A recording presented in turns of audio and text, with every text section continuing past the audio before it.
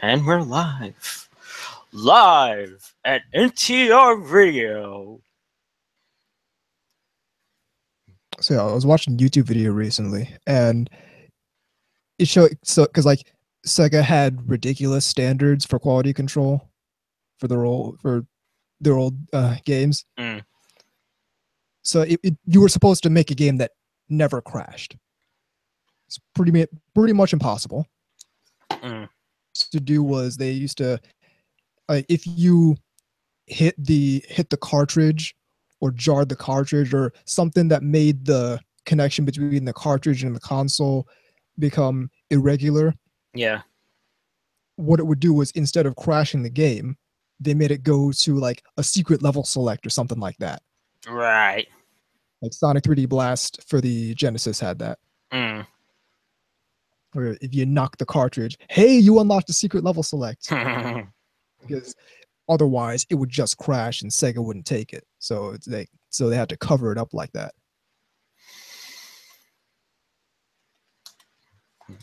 I'm still the guy that thinks, like, I know technically the Super Nintendo was a better 16-bit console, but I still like the Genesis a little. Same here. You know, I realized, like, you know what, controller, I like the Genesis controller better. You don't need that many buttons to make it good. So yeah, I'm a fan of as far as controllers in general go, I like the Saturn controller because it's got the same. The Saturn one looks not the US, not the one that came out in the US at first. Actually, not I do the like one at the launch. I do like the one at the launch. Wait, okay, are you talking about the one with the rounded ends or with the one with the squared off ends? The first one was the more squared off one. Yeah, okay, so I prefer the later one. All right, because the Japan one had the rounded one, and then we eventually got that. Right. Yeah. I mean, I look at like some of the games Saturn had in Japan, and I'm like if I was, if I had a Saturn, I would definitely get those over. It's another underlooked console is the PC Engine. Well, yeah, but then again, like, how much exposure did the PC Engine get over here? Well, here's the thing: they really did some bad market. Like, they just marketed really poorly here. And I remember when I first saw the commercial a few times, I actually thought it was Nintendo at first. I didn't even realize it was like a brand new system at that time. They waited 2 years after its Japanese release. Right. Because it came out in 1987 in Japan. The PC Engine. Right. What it was 2 8-bit processors or something that then equaled 16-bit. Makes sense. One of the things I think like why it couldn't, by the time Super Nintendo came, it had like no chance. But one of the reasons why Sega did better was the PC Engine wasn't as good with parallax scrolling. It didn't seem to do parallax scrolling. So it made it look a little bit older. What it was really good for, even though I like the Genesis sound bit, the PC Engine has an amazing sound. Right. Also, a ton of spaceship shooters for that.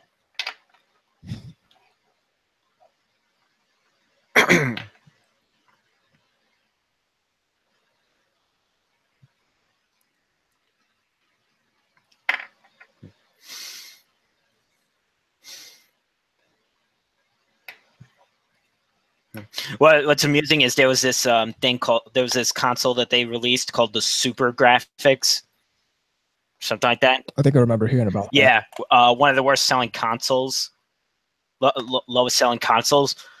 But what's amusing is one of the games was a game of Grand Sword, which is like one of my favorite TV mecha series. Right.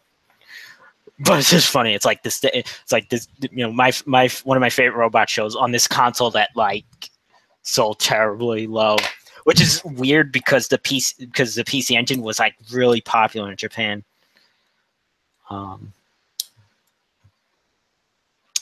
mean, people think that the Mega Drive was a failure. There, it wasn't a failure. No, it just was. It just it couldn't compete with the PC Engine, and this is the PC Engine was out first, and also Nintendo. Whereas here, but when it came out, there was the Genesis, and of course regular Nintendo was still selling fine. Right. Then by the time Super Nintendo came, it was like I think it was dead by then. Yeah. Also, holy shit, the cartridge art. Well, okay, Hue card art, but but anyway, the packaging art is it's like that. So like when you see Japanese and Western, it's like you think it was bad for like the Genesis. No, look, you gotta see like what what the TurboGrafx 16 had for the. All right, jump in the IRC and we'll start. Yes, I always forget. You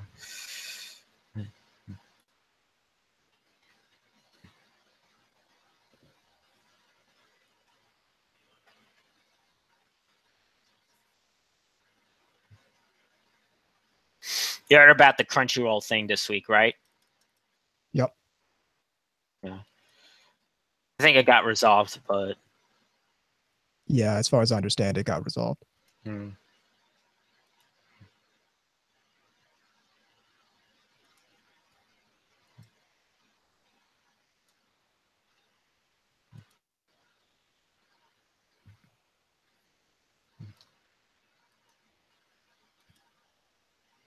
Okay. Good.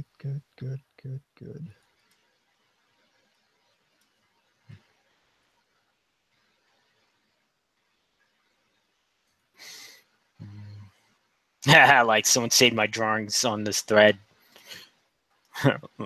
of Kaneko. Guess I'll post the other one.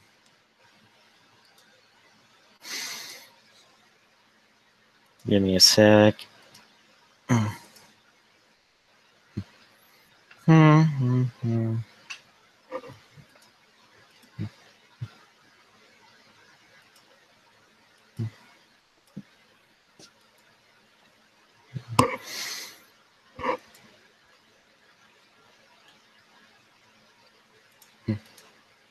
right. Okay. All right. Ready in. Let me get these links out.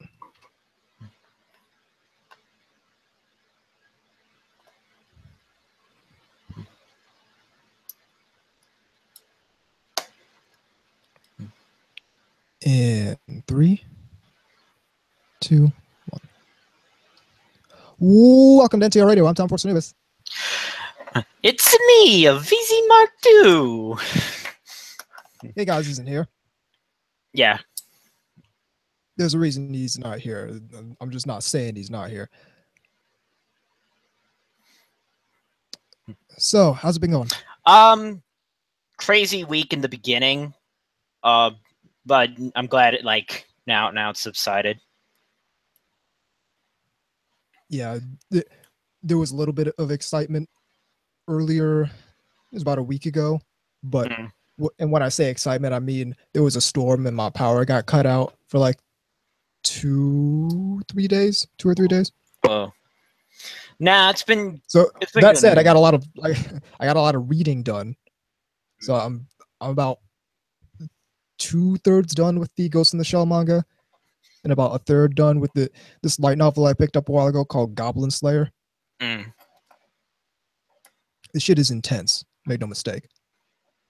Like I thought it was gonna be this kind of like funny, quirky fantasy setting anime, kind of like Konosuba. It is not that at all. Oh.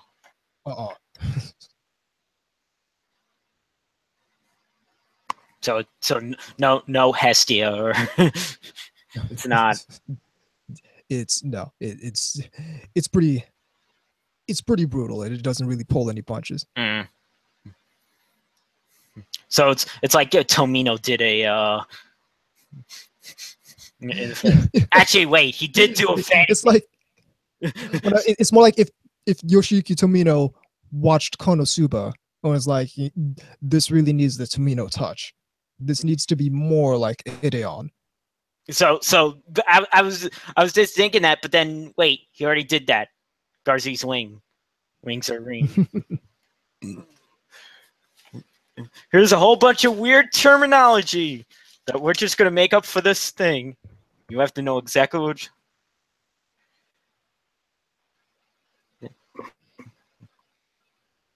Caught up with Girls Last Tour.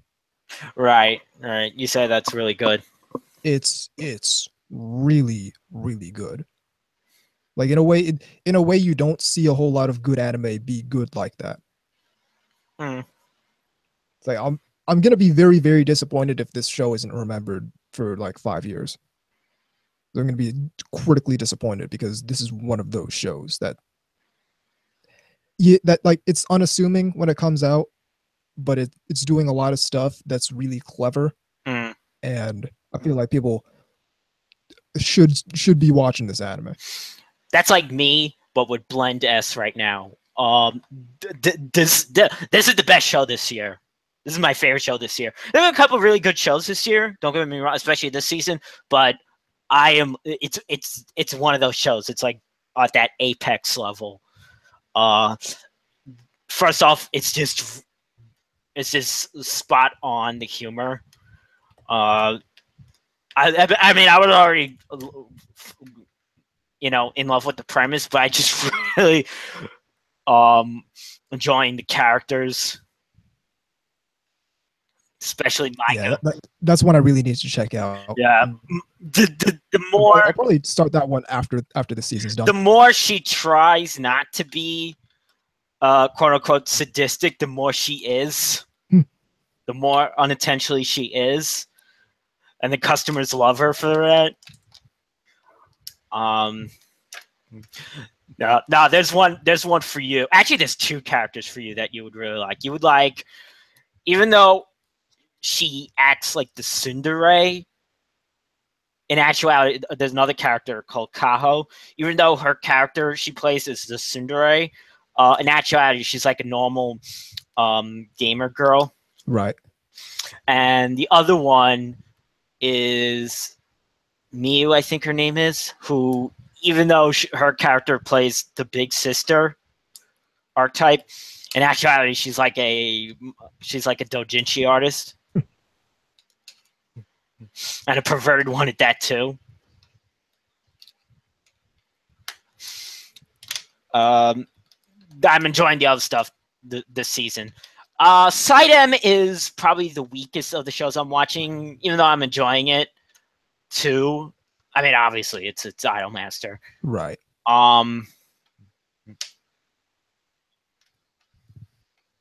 Maybe because the other stuff stands out more. I don't know. Or maybe because it feels like a lot of the same things as the previous ones. I don't know. Maybe it's just male idols. I don't know. I don't know. I feel like Idolmaster just gets the short end of the stick at all times. Well, I mean, I loved Cinderella Girls when that was airing. So most of the short stick seems to be from the Western marketing of it. Well, yeah, that's why I'm saying it's like, yeah, for such a prolific franchise that's been around for a long time, it really does not get the recognition it deserves. I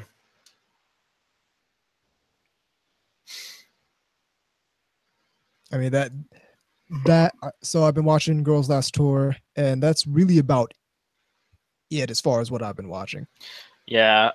I still have that movie in the backlog, A Silent Voice. Oh yeah? I still have that on my backlog. What else am I watching this season? Love Live Sunshine season 2. Yeah, naturally. Enjoying that. Himoto Umaru-chan. I still have to catch up on that. and of course the two shorts, Idolmaster, Cinderella Girls Theater, more of that, and Love is Like a Cocktail, which I'm enjoying that a lot too. So I did actually get something in the mail over the course of the last couple of weeks. And this is like, it's not the typical thing that we'd talk about on this show, but I got my weekend pass for Anime NYC. So cool. It's the first year out they're actually mailing out the badges, which is something you don't see from the vast majority of anime conventions. Yeah, I want to go. I'm not going for this first one. I'll see how it is for maybe the next outing. Yeah, I'll let you know about it because first time out. So yeah, so you get to see the Jacob Javits Center. Yeah, it's like a coffin. Your phone will not work once inside. They lined the building with chaff, did they? You will not be able to like do a phone call once inside. You can carry around shortwave radios. Yeah. Although it's a fucking zoo to find any particular vendor. Yeah. You're just making me look forward to this convention, VZ. Well, I'm already spending a whole bunch of money to go there. I mean, it'll probably be less crowded than like Comic-Con though. That will be the saving grace of it, is it probably won't be as crowded. Incidentally, a lot of the people who are putting on Anime NYC came from New York Comic-Con. Yeah. Well, like I said, Image Anime is always there. Yeah, I checked out the vendor list. They're going to be there this year. They're always at any like East Coast con. So, although I've seen them some even further out, so I don't know how.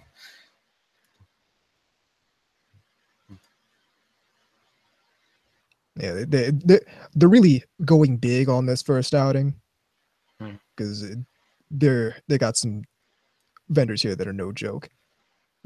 Aniplex, Bandai Visual, Crunchyroll is going to be there. They're sponsoring it. I wonder if Miles is going to be there. I wouldn't be surprised. Hey, Anime Boston's going to be there, so I can just buy my AB badge right there. See, this is why we need NTR shirts. We're going to advertise ourselves and say, what's an NTR radio? What's NTR? What's NTR radio? What's NTR? Don't ask questions you don't want the answer to. Well, trust me, you don't want to know. Well, let me tell you the wonderful world of what NTR means. Oh, you probably picked it up because of the meme, right? And it's like, no, no. Yeah.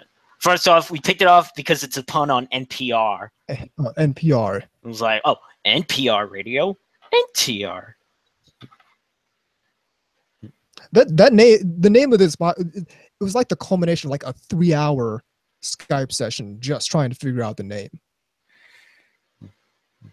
I don't even think it was that long because I just came up to my mind like, yeah, NPR, NTR. Well, because I remember we sat on the name NTR Radio and like tried to see what else we could come up with, and we couldn't come up with anything else that worked.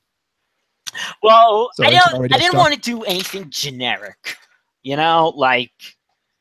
Well, if you're looking for generic, NTR Radio is certainly not the generic podcast. I'll say that. And it's what's also fitting is again what we talk about, because we kind of carved out the niche of this podcast, not shying away from the otaku stuff that otherwise we're the not terribly respectful anime podcast. See how long it takes for you to get this. Not terribly respectful.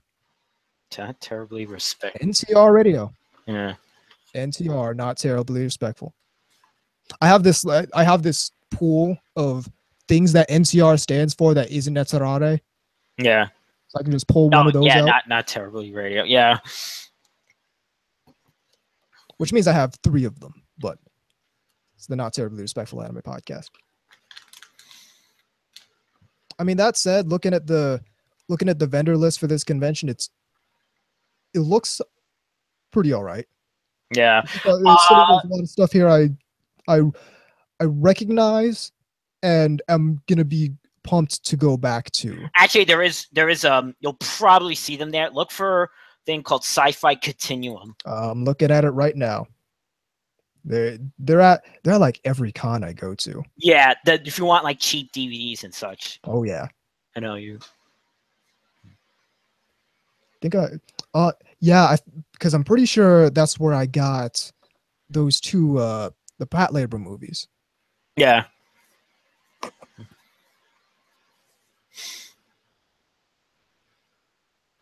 Interestingly enough, I don't see Faku on this list. No. Is Hindane there? I doubt it. If Faku's not there, I doubt Hindane is there. Mm. Yeah, Hindane isn't there. Oh, they probably want to keep it work safe. Oh. Probably want to keep it. Whoa, this is just pumping me up for this convention. Which is weird because they were there for the Comic-Con. Oh, and oh. Yeah, and they have the Dakimakura there too. Yeah, I don't know. It's gonna be interesting seeing. Which is weird because it's not again because Comic-Con's not totally again. You know what? It's obviously more geared towards comic book. Right. I don't know. Maybe it's just that Comic-Con's just a much bigger show, and so they can't really like. Maybe maybe they can't really just control that. Yeah, well, maybe they can only have like the allowed budget to bring over their stuff once a year, and better to go to the one where the more people are going to be at. That kind of makes sense. Plus, it is this con's first year out. Mm-hmm. I mean, as impressive as their lineup is, it is the con's first year out. True. I'll tell you what, though, I'm pumped for this. They're doing a Gundam Thunderbolt concert there. I'll tell you what, tell you, like, there's 2 reasons I'm going to this convention. There are 2 reasons I'm going to this convention. One is the Gundam Thunderbolt concert, and the other is because Danny Chu's there and want to meet him. If you meet him, tell him I loved the episode of the show that he did with the Maid Cafe. There's got to be somewhere you can just get all of Culture Japan. I've seen it on YouTube. They have the whole. Wait, it's on YouTube, but not all of it. Oh, not all of it. Yeah. All right. Yeah. They got like all of season 2, I think, but also the one with JC Staff. Yeah. Even though it's JC Staff. Like your consolation. It's like I said in the other episode. It's like they're not bad. They just get shit on all the time. Well, again, it reminds me of that joke in The Simpsons when Homer goes to Marge. No. First he goes to the his different boss, Hank Scorpio. No, tell me your real dream. Your real dream. I want to own the Dallas Cowboys someday. And then he gets his own team, but it's not. It's like the Denver Broncos. See, it would be like me, but it would be like, tell me your real. I want to work at. I want to have my own anime at Kyoani. It's like, it's not quite Kyoani, but you still could have your own anime at, and it would be like, oh, JC Staff. Well, to be fair, I feel like that's actually a more significant downgrade. Like, I know JC Staff gets shit on a whole lot, but between if you're going, but it feels like from Kiwani down to JC Staff, that's sort of that is sort of a downgrade. Well, that's how people felt about Little Busters. Yeah, that's how some people. Wait till the second season of One Punch Man comes out. Oh, the salt that's gonna. I don't even. I think the thing with One Punch Man is actually gonna be less salt because how many of the real big One Punch Man people are also know a whole lot about anime studios? But not to shit on people, but how many of those people also pay real close attention to anime studios? Possibly, but it was kind of like, you notice that a lot of the people that liked One Punch Man are also fans of other Madhouse things. No, I noticed that a lot of people who liked One Punch Man were also the same people who were pumped for stuff like Attack on Titan and stuff like uh, the high level mainstream stuff. Like the stuff that you see get a lot of exposure that isn't it's not the big three, and it's not like and JoJo's. It's not and Joe. Well, yeah, and but JoJo is another one of those shows that's like it's not the big three, and it's not your buck average shonen anime, but it is very, very popular. Mm. So I feel like a lot of those people ended up liking One Punch Man, and I don't see a whole lot of those people getting really heavily into which studio did what and this anime looks this and that because this studio did it. Well, if anything, it's more coincidental that a lot of the stuff that they're into was also other Madhouse stuff, because Madhouse usually made those types of things. And I mean, to a certain extent, part of the reason they might not know this, but part of the reason they're even into all that Madhouse stuff is because Madhouse made it, and because it looks that good because Madhouse made it. They probably don't know a whole lot about other stuff Madhouse made, like Hana Yamata or Gunslinger Girl, but they know that this show has a certain look. They might not know who Madhouse is, but they know that this show has a certain look, and I really like this look.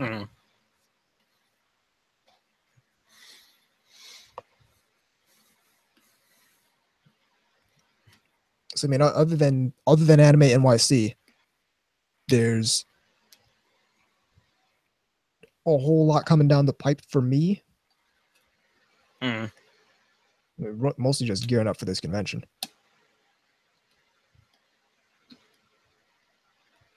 You have to jump on a train again. Yeah, and a whole bunch of lovely slashings on the subway now. In fact, someone coming. What, in New York City? Yeah, someone's been wow. Face slashings.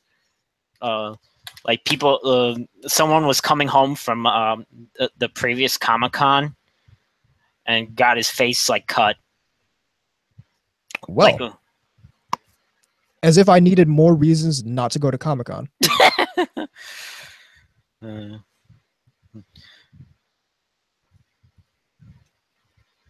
So on top of it being a hassle to go to, a hassle to get tickets for, a hassle to move around in, and now people are slashing people's faces in the subway along.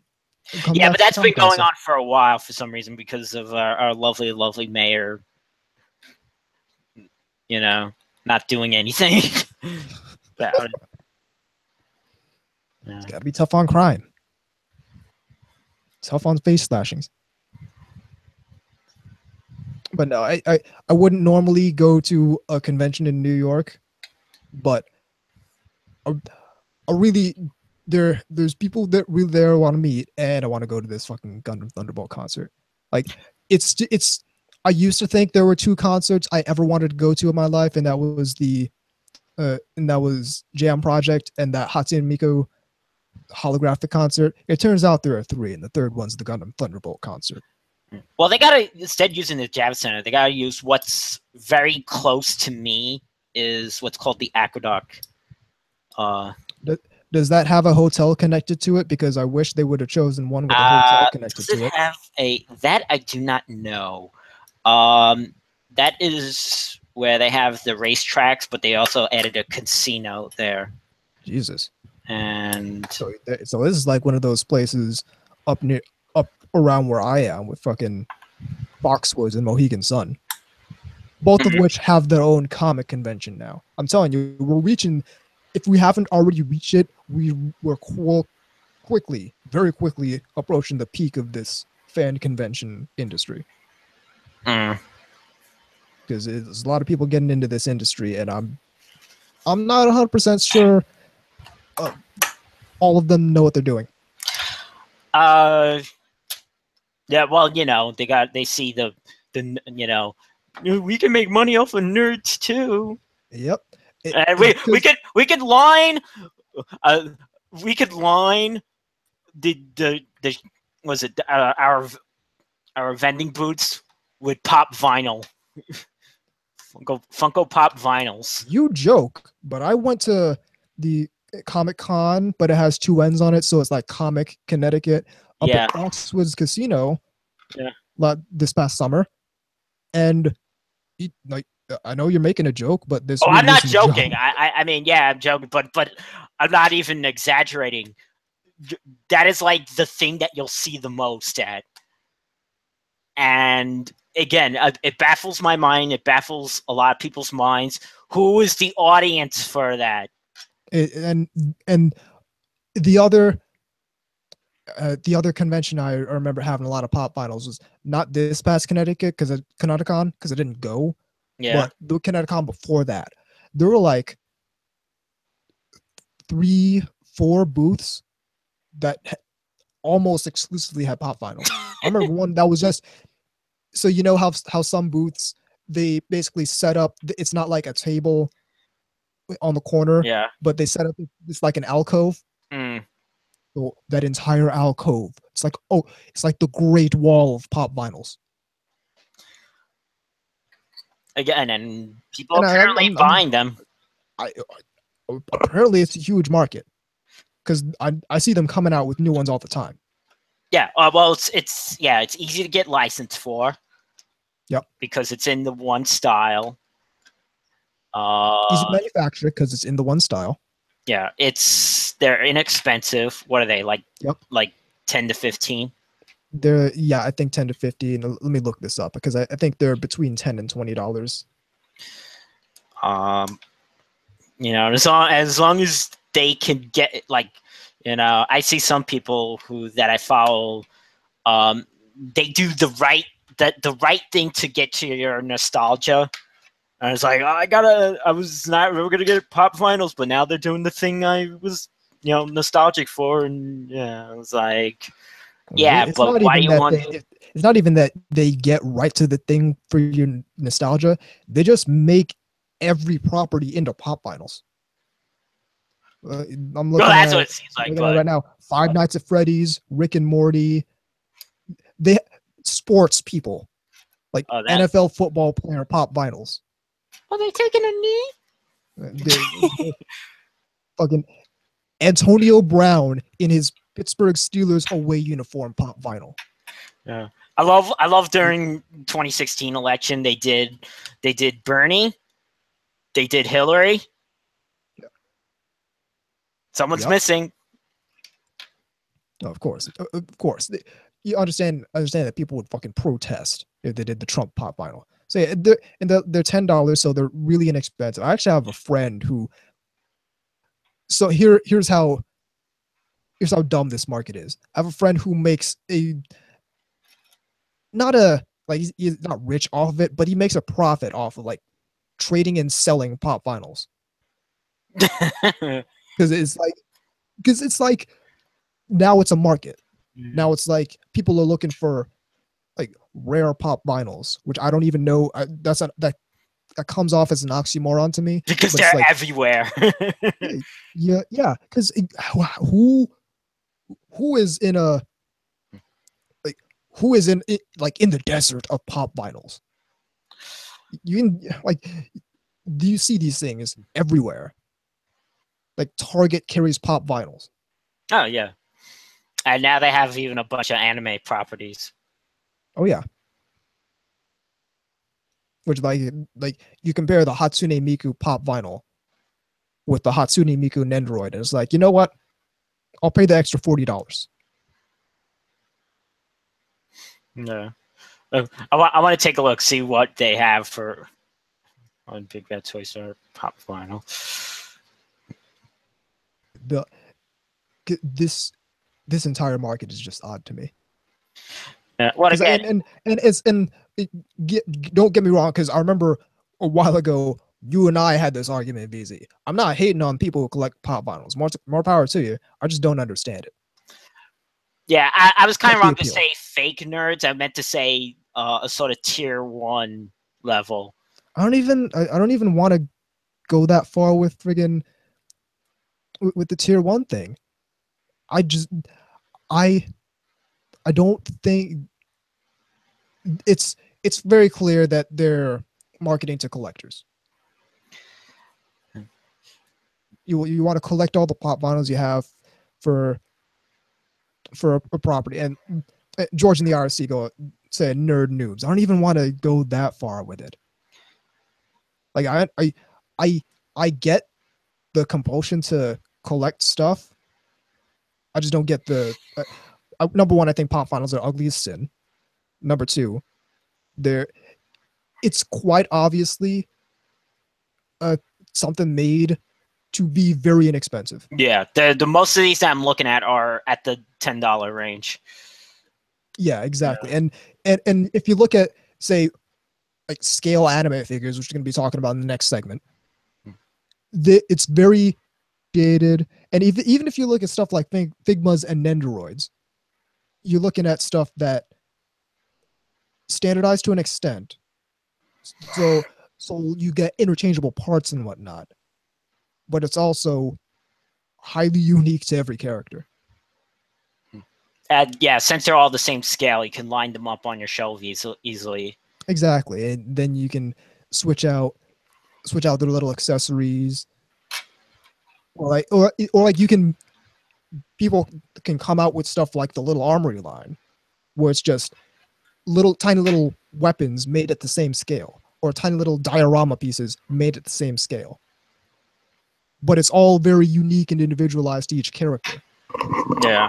I think that's my primary problem with pop vinyls, is that they just all look the same.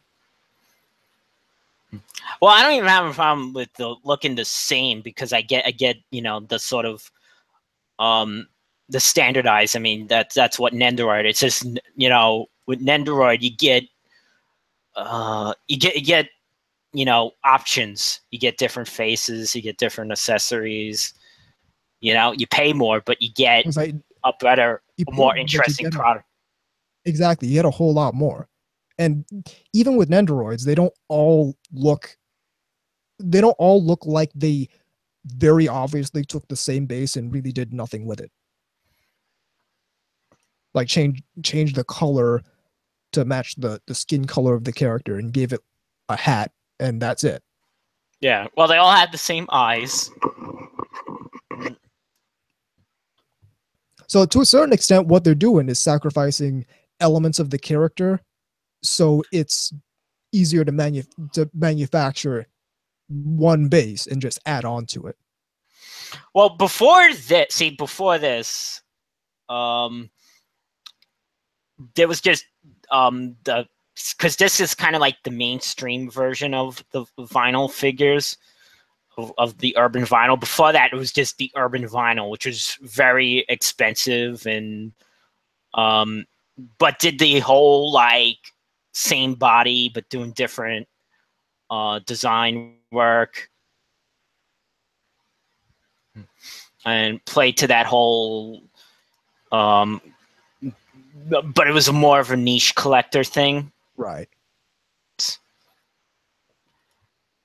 Whereas now it's, and I guess because they figured out a way to mass manufacture. I don't know. I don't know if it's that they figured out a way to mass manufacture. Is that more so that they decided we don't need to have all this. We don't need to have all this detail and quality. Well, I remember before pop vinyls, there was a thing called Mighty Mugs. I feel like I've heard of that before. Yeah, that was Hasbro thing, which is why you saw like Transformers for there. Now they're actually bringing those back as like mini ones. God, it's so stupid. It's like, yeah, and again, and that's even more. Believe it or not, it's even more minimalistic because for yeah, I'm looking at it right now. because for at least for pop vinyl, they have to sculpt.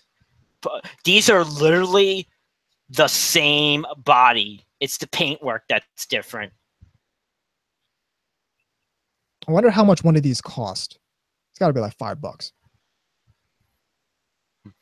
Well, they very fair. That's me thinking reasonably. Fucking just out the price just cause. Well, these are the mini ones that I'm looking at. I don't see any modern ones. Well, this I'm looking on eBay. It's like 10, 12, $20 each. Yeah.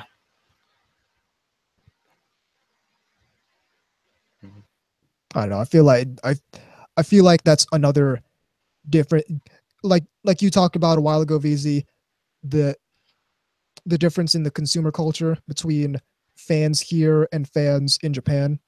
Yeah. Where fans in Japan are willing to pay $100-something for a DVD with like 2.5 episodes on it. Yeah, it's like an Android is what's considered.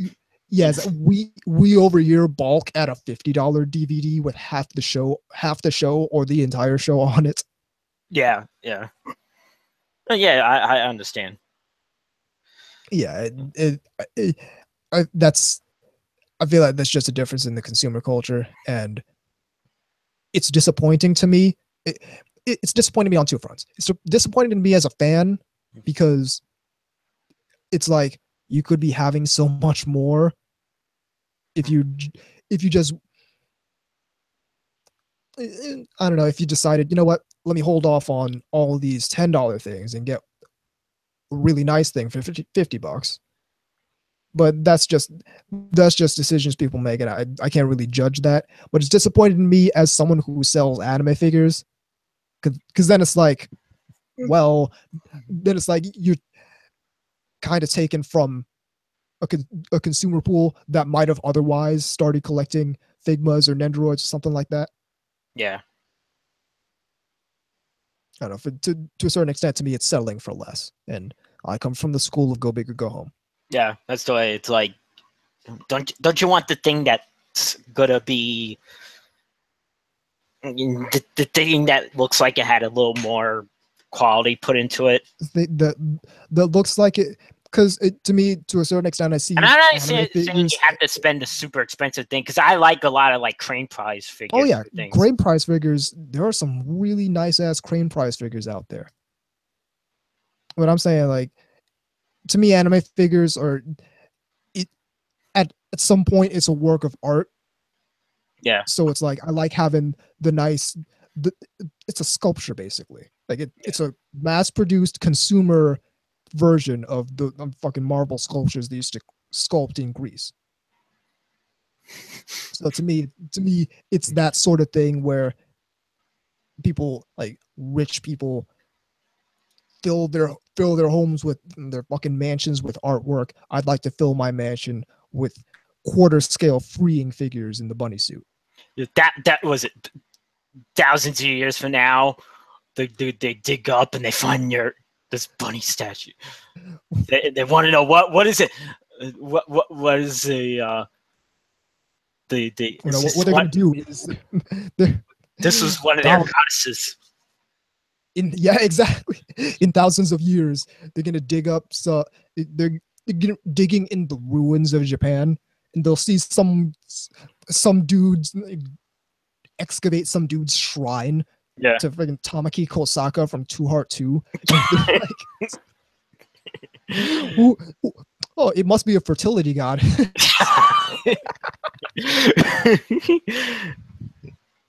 The Japanese people had the Japanese people had some really big eyes, and they naturally had pink hair. Is the joke I made a while ago. So someone on Twitter said, "What do otaku do with their collections when they die?" And I'm like, build a pyramid. You build a pyramid and you get buried with all your worldly possessions. There you go. In any case, we're up against the break. Keep it right here on NTR Radio.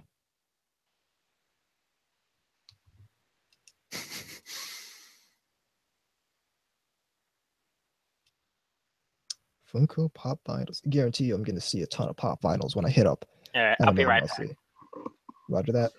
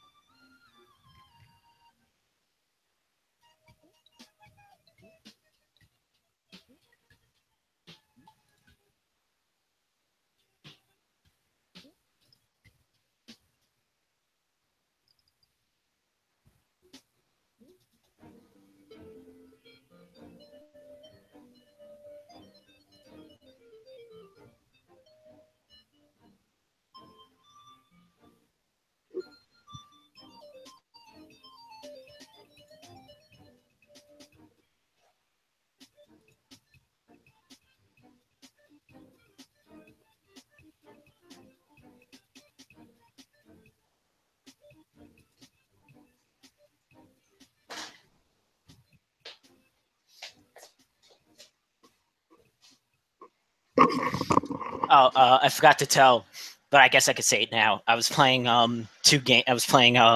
this week the Genesis game Arcus Odyssey that I told you about again. Yeah. I really like that one. Action platformer, not platformer, action RPG. It's actually easy to beat as long as you pick the right character. Right. Yeah, I always actually preferred action RPGs to regular ass RPGs, like from the beginning. I like I like the part I had to post a screen cap on Twitter where the game the continue pick where it's like yeah where it has like the main villainous character, and in the background it's like she has like this dragon destroying a city. And it's like but you're staring at her cleavage. It's like you don't care. You're staring at her cleavage. What else? I was also playing Zero Wing today earlier. Which is one of the easier shooters to get into. Again. So easier than like. That's good because then you get to experience the meme, and then you also don't feel bad about yourself for being bad at this video game. Yeah. Babby's first R-Type.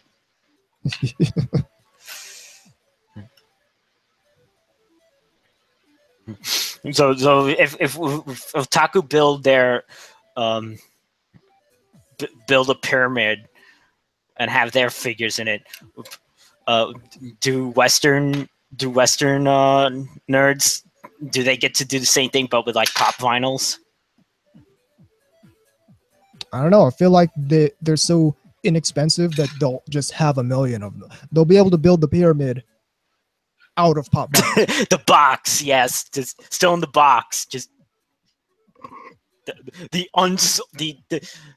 unsold pop vinyls. Yeah. They'll just take all the pop vinyls that were never sold and just build a gigantic sarcophagus. That's how we'll contain Chernobyl. Is There just you build go. a new sarcophagus out of unsold pop vinyls. Or Fukushima.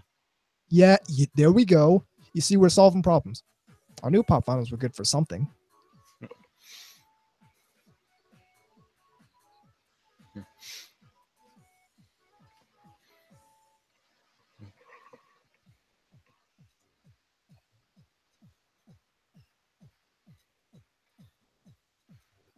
Okay, here's a weird question from out of nowhere. Well, not really from out of nowhere, because this is the track that's playing in the background now. But how do you feel about the Sonic 3 special stage? Oh, the Sonic 3? Yeah, Red Sphere, Blue Sphere. Oh, that one's a little tough. It's cool. It was cool looking at the time. But it's one of those ones that I always get like, it's like you just, because it's so tense, you like choke up, and then you miss. Because it just gets faster and faster. Exactly. You got to do as much as you possibly can early on. Like, you got to get all the hard clusters early on, because some of them are like impossible. Oh yeah. Later on, I never got very far in Red Sphere, Blue Sphere. It's like every time I play Sonic 3 or Sonic 3 and Knuckles, I'm like, okay, I'm going for all the Chaos Emeralds this time, and about halfway through, I just give up. I liked the way the special stage, like how to get to the special stage, was done in the second game the most. What, where you just had to pass a checkpoint with 50 rings? Yeah, I always thought that was the easiest, because it was the most opportunity to get. See, I actually like the way Sonic 3 did it, because it had the special stage and then the bonus stage, where if you pass the checkpoint with 50 rings, you get the bonus stage. Well, those are good. I always hope it's the fucking. Well, I love the one, the one with the slot. The slot. Yeah, that's my least favorite one. Oh, that's you never get anything from that one. My favorite one's the gumball machine. Oh, the gumball. Okay, yeah, that one. Yeah, because all I need to do is just hit the fucking gumballs, get the lightning shield, and then drop down. Lightning shield. I'll take the rings. I'll take whatever else you give me. I'm looking for that lightning shield. Yeah, the lightning shield. Unless I'm in Hydro City, because then I'm looking for that bubble shield. Yeah. I love the Hydro City second stage theme. Yeah. Mm. That's another, like I think I love that, like in Sonic 3, where you had the same theme, but it was a different version. But it was kind of mixed up. Yeah. Yeah, the past Sonic 3, like they started doing that very often. Except for, well, Sonic 3D Blast did that. For the Saturn. Not for the Genesis, the Genesis version didn't, but the Saturn version did, and the Saturn version has one of the best soundtracks in the entire franchise, as far as Sonic the Hedgehog goes, in my opinion. Which one? Sonic 3D Blast for the Sega Saturn.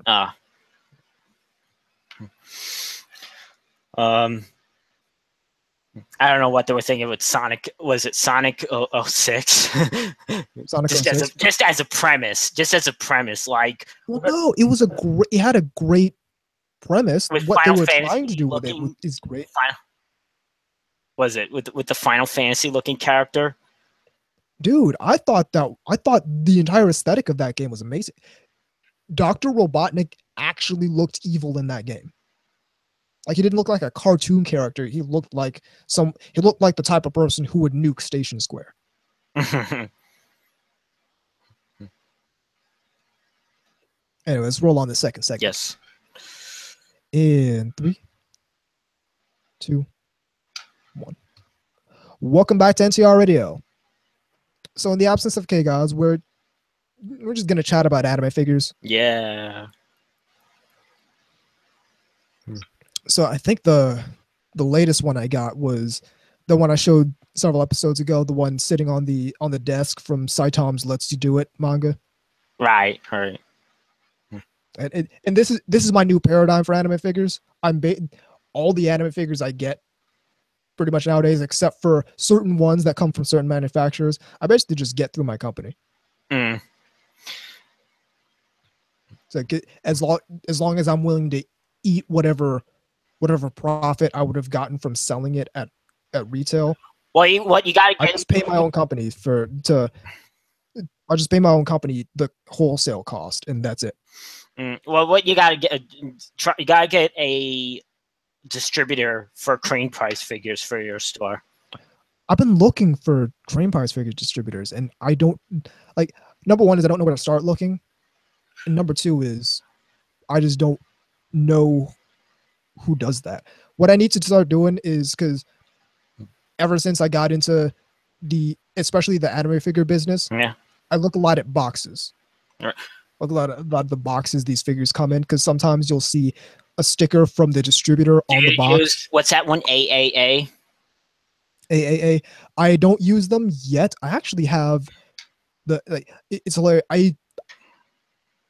It's been years since I started Shinakiba, and it's been years since I've been formulating who I want as a distributor, and I actually have the application for AAA in one of these binders somewhere from my business. Because I actually never just submitted it. Because for a while, here's what I'm saying. For a while on like Amazon and even in Barnes & Noble, they had like some of the Crane Prize figures from like Van Presto and Sega.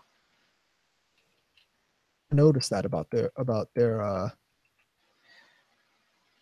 site. So I have to check that out. Yeah. See if, because maybe that's the key. Because I know they're pretty prolific. Like they're the pool of anime merchandise distributors isn't very big. No. There's just a few of them. Because I know the distributor I use for my anime figures is the same one Faku uses. That's actually part of the reason I chose them.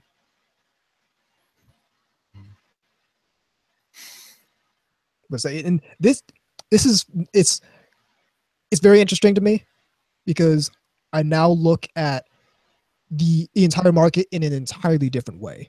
Yeah. Now that I'm in the market as a retailer, it's made me look at this in such a radically different way. Because now I'm looking at, okay, because when I go to anime conventions and I look at the dealer room, okay, this figure, they probably got it from this distributor. Or I'll look at the boxes, and it'll have a sticker for the distributor. Or sometimes if you glimpse underneath the table, they'll have boxes with more of their stuff in it, and it'll just be the boxes that they got from their distributor that still has the distributor's logo on it. It's when you start looking for that kind of business knowledge, it becomes an entirely different world that you're looking into. It's like you're just peering past the curtain. It's actually very interesting. Yeah, I'm actually on was it AAA distribution site. Same here. Looking at what gonna tell you what, they got them pop vinyls.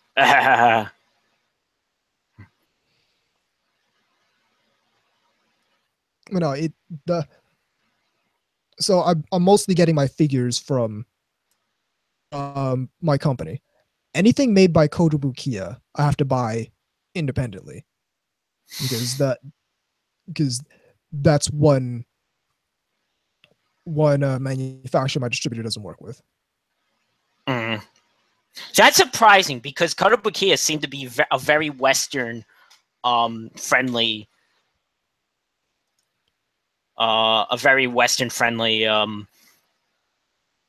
distribution.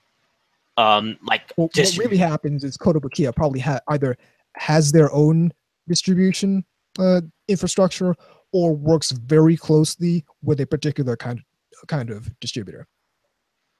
Because I know my distributor for anime figures is actually sort of like that, but with GSC, Good Smile Company. Right. Well, you know what? Later on, I'll look. I was gonna say later on, I'll look at the box of the Crane Prize figures, and I'll see if they have a distributor thing on them.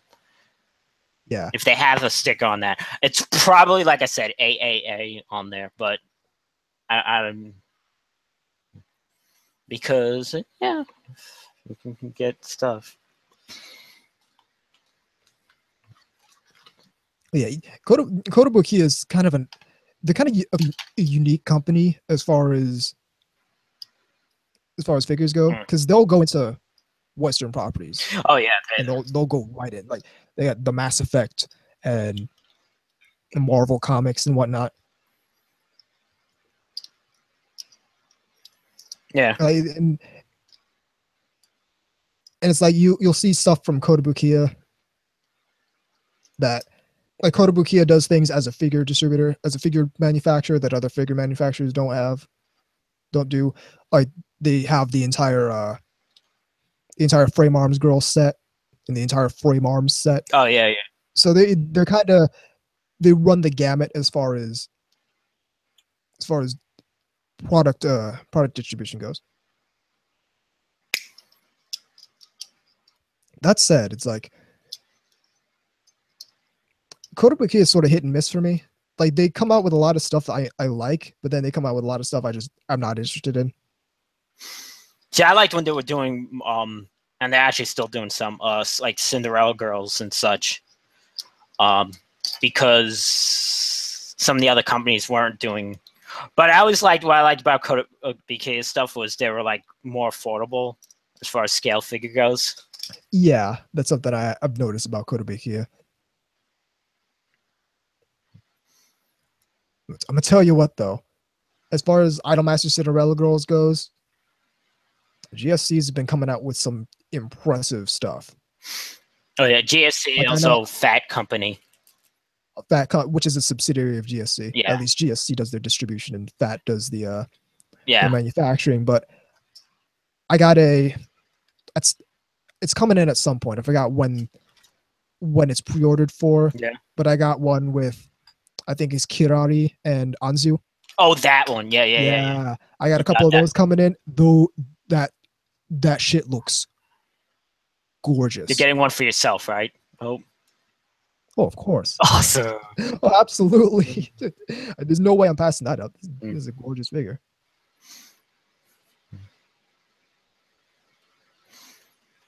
It's like when I order figures from my distributor, I usually get one if it's something I'm interested in, I usually snag one for myself and get at least one or two to sell.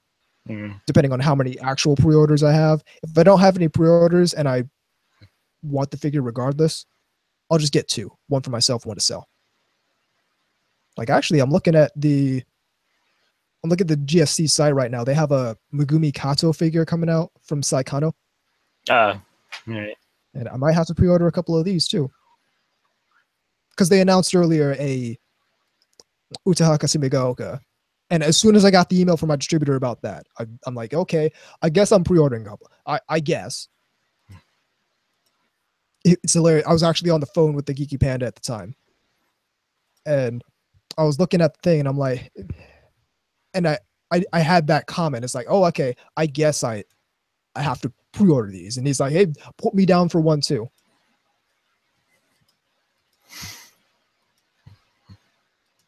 Tell you what, I'm like, it's not necessarily an easy market to be in because the merchandise is very expensive. Yes. Oh yeah. You like, I'm not buying this stuff at scale. Make no mistake, but it's an interesting market. It's an interesting environment because it's just so unique, and it's such an insular sort of thing.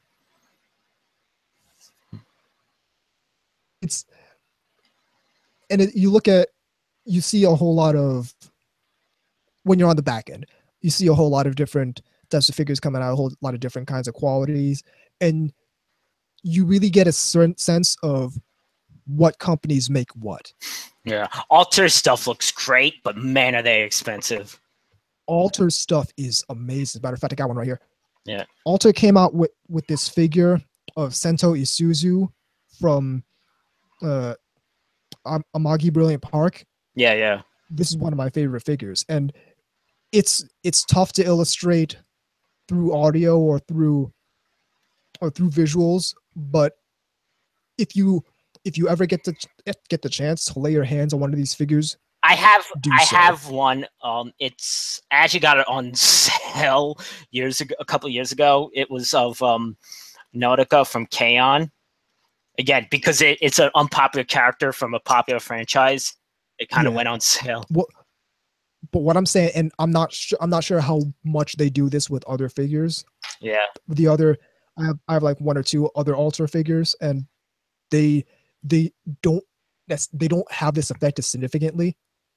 But the skin on this Sento Isuzu figure is so ridiculously soft, and it feels like there's like a micro layer of felt or velvet over it, and there isn't, but it feels that way. It's ridiculous. I really hope Alter continues doing that with their figures because it's remarkably impressive. Yeah, I would want. Who made this Haruka figure?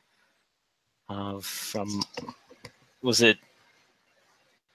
I mean, I'm looking at the Good Smile code. Oh, okay, Aquamarine, which is another, I guess another substitute. Another GSC derivative. Yeah.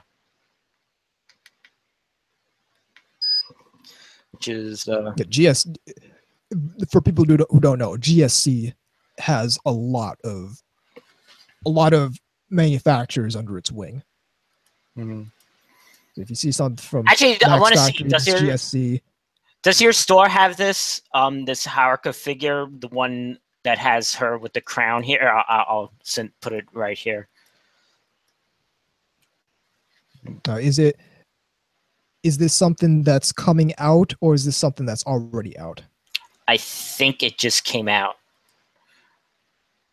Okay, I can tell you I don't have it, but I might be able to get it. I mean, I don't have the money to get because my budget is only. So I don't want to ask for stuff that's too much. Well, yeah, that's what I'm saying though. It's like the way, just purely because of the way I'm forced to operate, just because I don't have the capital to again do this at scale. Yeah, it's the sort of thing where I got to be very judicious about what I do and don't pre-order.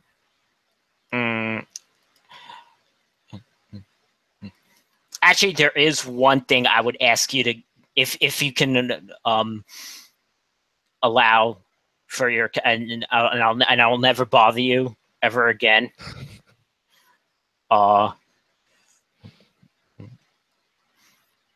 She just came out, the Ritsuko figure from Fat Company. All right, let me see if I can find this. I think she kind of sold out everywhere. What? May, June. Because again, those fat company ones are. I mean, I'm focusing my funds on just mostly the Figma and Nendoroid stuff at Right. the moment. So.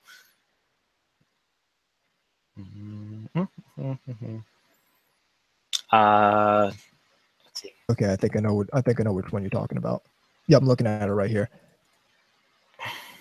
Again, this is something I might be able to get. It's just a matter of whether or not the distributor has it. Mm.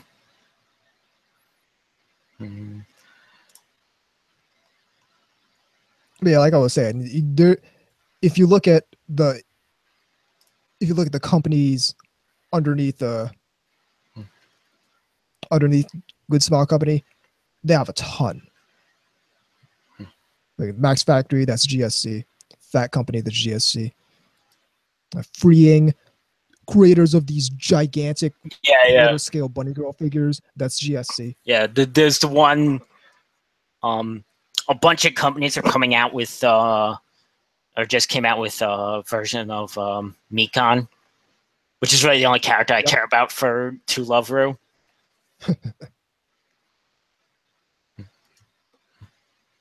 Oh, I love they got look through all their products. They actually got the 1/12 scale portable toilet. Yep, that's what I'm saying. That you got for the Figmas. Yes, that's all perfect. These manufacturers who just create accessories and just create like these things you wouldn't even think you wouldn't even think that it would be needed to create. But yeah, 12 scale portable toilet, sure. I know 1/12 scale M2 heavy machine gun. Yeah, why not? There's a market for it. Get some brown Play-Doh. And to be fair, lay it all over. Put it all over the seat. That's disgusting. I actually saw something like that in high school once. I almost threw up.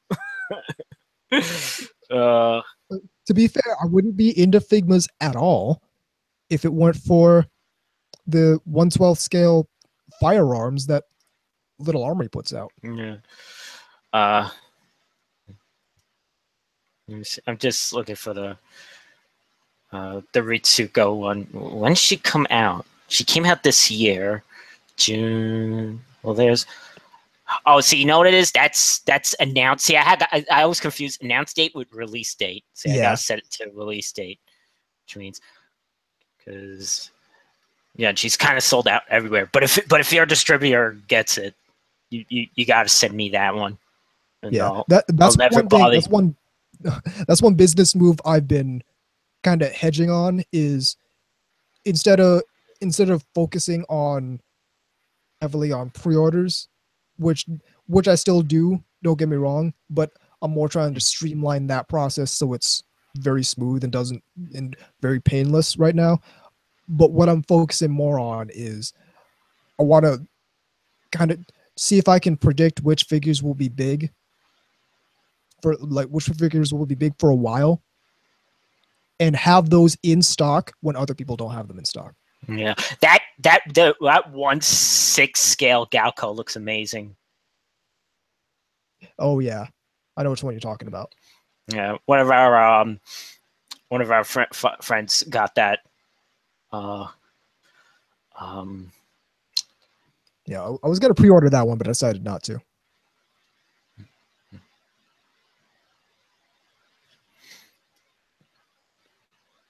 gonna tell you what though, they had a. I know and this is again, this is how I fuck my own life up. One of the Kantai collection figures, what was it? Otago. The Otago, they had that at Anime Boston. Yeah. And my stupid ass went, okay. It's like a $150 figure. This will be here later when I come back. Yeah. In a couple days. Oops. Nope. Which, to be fair, was probably a good call because it's a huge box, and I had no desire to bring that huge box back with me. Mm. But again, I missed out on the is it 1/6 scale, I think. 1/6 or 1/7, something like that scale. Atago. Missed out on it. Because I was stupid and thought this is gonna be here when I get back. But no, that's the correct scale.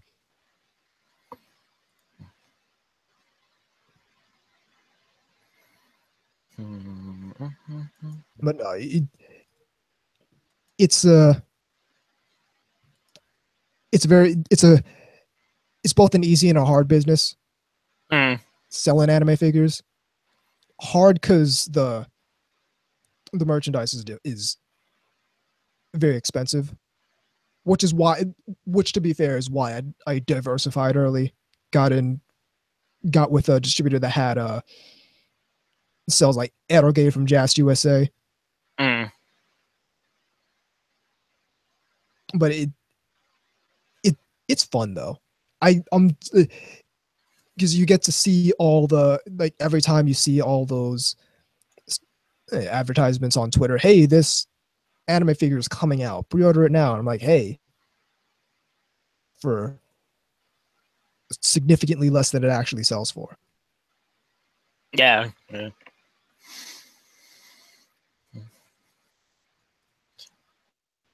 So the biggest hassle is holding all this inventory.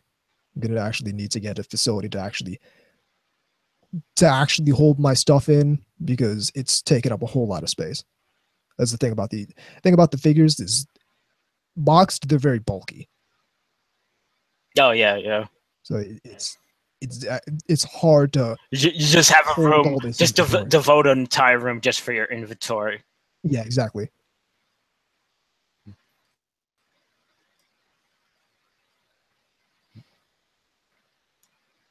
But yeah, it's a fun market, I gotta say. Yeah, I'm looking at that Kirari and Ansu one. Isn't that shit pretty? It is. Although I really like the Ansu I have because it goes with the Kaneko from the same. Right. They're both Kotobukiya. So. And I actually like, as a pairing, Kaneko and Ansu more than Kirari and Ansu. Okay, that makes sense. Yeah. I don't know. The entire reason I'm even getting this figure is 100% predicated on it being gorgeous.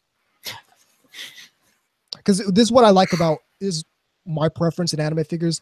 I like stuff with a lot of dynamic movement.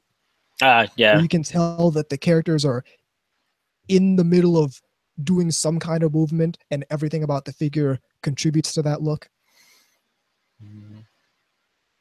What about like this one over here? Another Cinderella Girls character.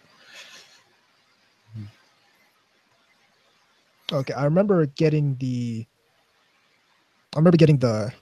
email for that one that was on pre-order. Yeah, she's obsessed with smells.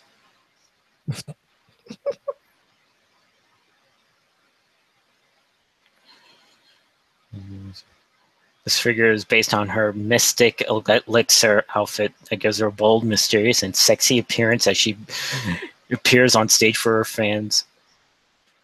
Yeah, what I love also is like the description for some of these figures that they go out. It's like, and it's funny, like GSC is the only company that does these kinds of descriptions for their figures. Like, you don't see it very often with other companies, which is a shame because they can be very fun to read. Yeah. It's also good to have something to put in the description field when I'm setting it up for the pre-order. Yeah. I don't like these new Cinderella Girl ones that are coming out from that Rin, Mio, and Uzuki, the one with their red outfit. But that's just an aesthetically ugly design, outfit design. I'm not criticizing the figure. quality themselves. Yeah, the figures look nice, but the outfit's kind of hit and miss for me. Yeah, It looks better on it looks better on some of these girls than others. Yeah. Doesn't work for Rin. Oh, there's one one that came out in February that wait, did it come out? It might have been announced. All right, it came out in March of this year of Erica Hartman. Oh yeah, I remember seeing that one. That would have been. I remember they actually did a few of those figures, I think. Yeah, I remember a black paint one, and then now this is a red version. But I remember there was one that came out of Lynette Bishop in a bunny outfit. Yeah. Now they need to do Perrine in a bunny outfit. Isn't it like crazy that we're still getting figures of original Strike Witches? Oh yeah. But this is the niche thing, the taco thing, and you freaking. Argue with the money. How many Redline figures are out there?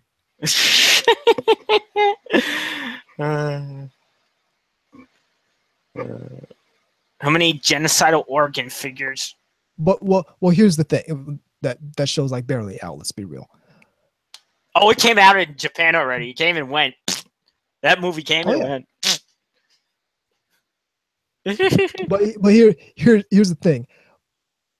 Not even fucking Strike Witches. We had a 2 Heart 2 figure come out this past February. Oh yeah, that's still going. Still got love for Tamaki Kosaka. Somehow. Shit, we got a Belle Dandy figure coming out this November.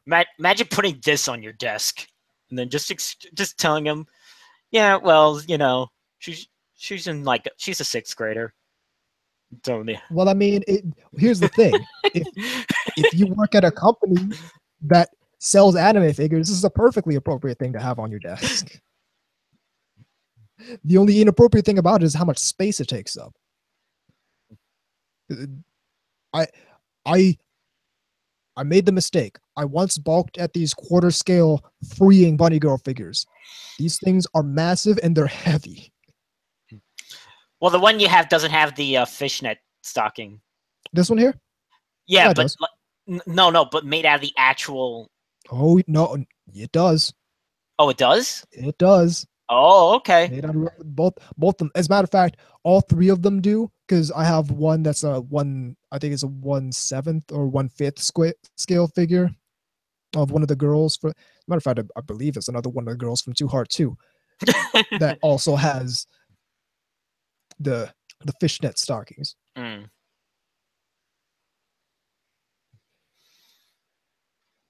Isn't that crazy?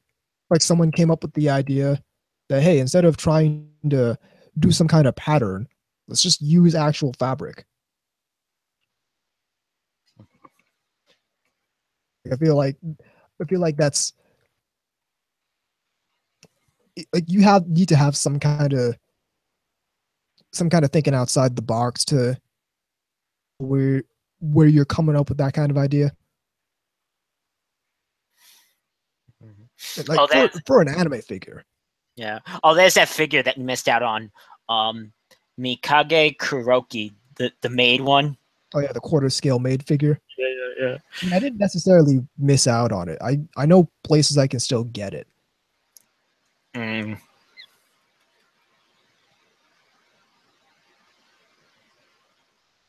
Let me see. But it's like, I don't know, the massive scale figures thing is like, that's a niche within a niche at this point. Because they have those 3D printed 1/1 scale figures. Because I know they have Well, the 1/4 scale goes back to like I remember it started with Haruhi and Lucky Star. Right. Yeah. Now the quarter scale freeing figures is a pretty long running line. But I'm saying like the recent advent of 1/1 scale figures, where you had the 1/1 scale, the girl from Saikano. Oh yeah, or your favorite Ayase. Yeah. Somehow the first 1/1 scale character from Oriyama was Ayase. And then I saw this recently. They had the 1/1 scale Rem from ReZero. That one looks nice. It probably cost a couple $1,000, but it looks nice.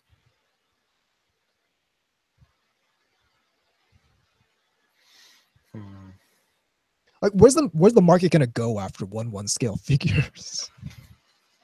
We're gonna start with 2/1 scale figures, figures that are twice as big as the character actually is. I don't know. Considering how the VR technology, where that's been going.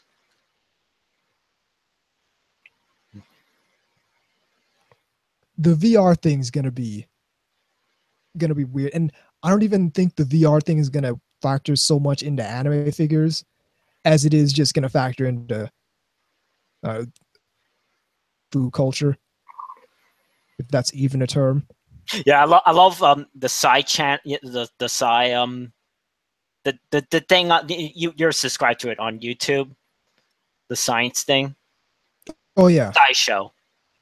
Yeah, and they had a thing about like bring holographic technology.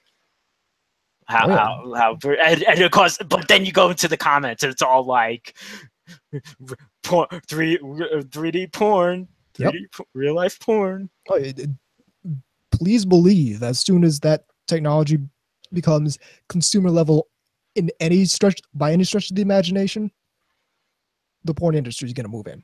The porn industry is the decider in some of these industries.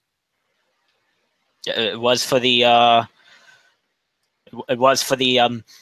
tape format. Yep.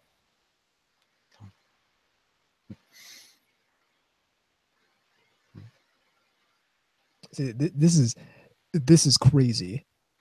Got an article here from A&N about the 1/1 scale REM figure. Number one, I said several $1,000s. It's $12,000.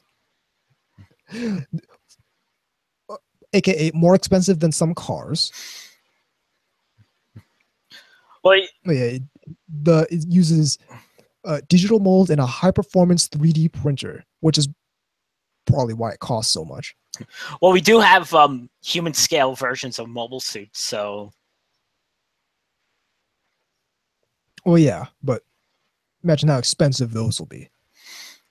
No, we already have human scale ones for of mobile suits. Yeah, I'm saying, how much do those cost, though? No, I mean, no. When I say human, like as tall as a person.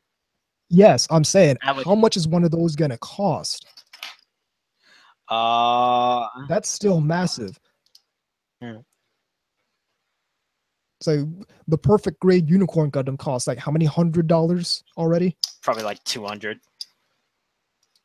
And you're like, and at that point, I think it's the square cube rule, where. Yeah. Well, it actually just came out with. It costs like an order of magnitude more material to make something at that scale, to make something twice as big. Like to make something twice as big, you need to square the amount of material you use to make it. Well, they just came out with a 1/48 scale unicorn model. Yeah, that's no surprise. But it doesn't like transform.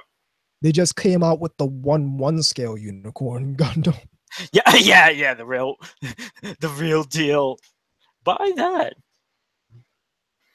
We'll start selling 1/1 scale mobile suits for the market. Listen, you want to kickstart the economy? Start selling 1/1 scale mobile suits. He wants his 1/1 scale Methis. No, I don't. Real Methis. He wants the real Methis. Send him the Dude. Oops. But actually, speaking of life scale mecha, did you see that the U.S. versus Japan mecha duel? I didn't watch it, but I heard of what. Didn't the U.S. one? Yeah, so it was 2 rounds. Well, technically 3 rounds, but 1 round had to be stopped. Yeah. The Japan won the first. Then it was a draw, and then the U.S. won the second round. This is insane because it's the culmination of a couple of years. This was actually supposed to happen in like 2016, I think. Yeah. But for some reason that it just didn't happen. It just didn't happen then. So they kind of moved it down to a few weeks ago. And so Japan had the Karatas, which is a mech that came out several years ago, that made by Kogoro Kurata, who got famous for making a 1/1 scale cast iron model of a scope dog from Votoms. Yeah. So he designed this thing, and the whole basic is the whole conceit. That of sounds like such an insect name, by the way. Karatas. Yeah, like an insect mecha thing. It kind of like it sounds like. It sounds like one of those Zoids. Yeah. It's like a Hercules beetle, the Karatas. Yeah. But yeah, so the Karatas is like it's a consumer product. It costs like $3 million to buy one, but it's meant to be a consumer product. Like you can order and customize one and all that. Now, if you paint it red, will it go 3 times as fast? It's actually hilarious. The Karatas that they used in the battle was painted red. So, I'm gonna make mine gold plated. Just to piss off the Earth Federation and show them what we can build under their nose. But so the Karatas was made, and then a couple years later, this American startup company called Megabots. Then the entire conceit of Megabots is they want to create a league of giant fighting robots. So they come out with this giant monstrosity on tank treads, and it looks like something out of BattleTech. Because it looks like they took a bunch of rusty metal, like deliberately took a bunch of actual rusted metal and slapped on a whole bunch of armor and put some cannons on it. It looks like something that came out of MechWarrior or BattleTech. And they challenged Tsurubashi, who manufactures the Karatas, to a duel. So there was a little bit of back and forth on social media, and then it went stagnant for like a year and a half. And then Megabots got back up with it and started making some upgrades to their machine. And they basically not scrapped the first machine because they still had it, but made an entire new machine from the ground up. Which is why it was 2 rounds. It was supposed to be just 1 duel. But Kurata, who made the Karatas, said, I want to fight both these machines. And the US won, but what you're really going to hear everyone talk about is the first round, where the Karatas is at one side, and I think it was Iron Glory was the US mech on the other side. Round starts, Iron Glory stands up, Karatas starts accelerating, and Karatas' main weapon is this giant fist that's quite obviously repurposed. Like they took the original arm off and put this giant half-ton fist on the end of this mecha. And so you see the Karatas accelerating. And there are people inside of these, right? Up. There's people actually inside of these. And you see Karatas raise its fist, turn the fist. Iron Glory gets off 1 shot from its paintball cannon before the fist just collides with Iron Glory and sends it toppling backward. if you looked on Twitter at the time, you see a line of people saying "One Punch" going all the way down. It was insane. Speaking of BattleTech, did you ever see in the 90s there was a BattleTech cartoon? No. I wasn't into I was into Mech Warrior back in the day. I wasn't into BattleTech. Like I didn't know what BattleTech was until several years ago. Yeah. They even had like an accompanying toy line with it. Oh yeah. So they didn't have the fucking Warhammer or the Marauder because they would have gotten sued. Nah, it was by Harmony Gold. Yeah, it was all the less interesting designs that they did for that line. I don't know. So some of the BattleTech designs are pretty interesting. Well, here was the thing. Because it was the 90s and 90s toy lines, that means lots of fucking neon. Oh, well, yeah. You know? Fucking neon. I know. BattleTech and so between the two mecha in that fight, I obviously like the Karatas a lot more. Just because it's just a cooler machine. Does the Karatas have like did that one have, because I know you said the other one has tank treads, but does the Karatas have like actual legs, or was that also on?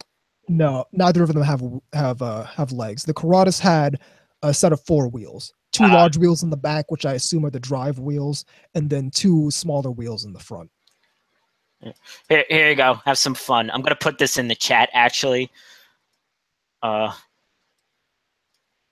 you go. The BattleTech toy line. So what you really saw with the I recognize some of these designs. You can Axeman. Yep, it's the Hunchback. Listen. I understand your feelings on BattleTech, but I won't tolerate any hating on the Bushwhacker. The Bushwhacker is amazing. E20, it'll punch a hole. You look at something, say, you know what? I really wish that thing's arm wasn't there, and then pull the trigger of the AC-20, and the arm is magically gone. They also had this one really big one that I don't remember what its name was. I'll look it up elsewhere. If you look down the page, you'll see the cover of like a technical BattleTech technical readout 4055. Yeah, I had one of those. Yeah, that mech you see on that cover, it's called the inner sphere name is the Behemoth, but it's really called the Stone Rhino. This thing is a monster, absolute beast. They actually have a even bigger version of it that mounts a spacecraft grade railgun on top of it. So if you're like, okay, I really wish that thing was dead, and then you pull the trigger and the mech disappears. Oh, the Mauler, that was the big one. The Mauler, I'm kind of halfway on. I was never really into the Mauler. I could have sworn that they did. To be perfectly honest, I much prefer, like, if you look down the page, you'll see BattleTech Compendium. The mech on the cover of that, it's called the Timberwolf. It's possibly the most iconic mech in the franchise. That thing will kill everything. That thing will kill your family. That thing will kill your dog. That thing will kill everyone you know and then some.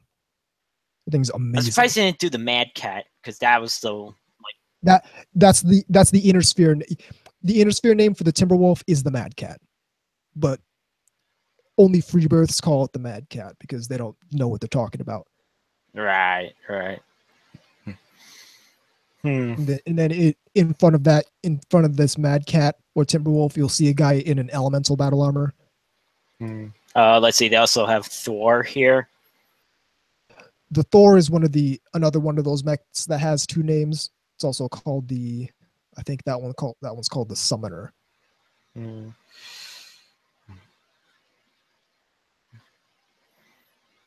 But like if you look at the 2 mechs in that mech duel, you'd see 2 entirely different design philosophies.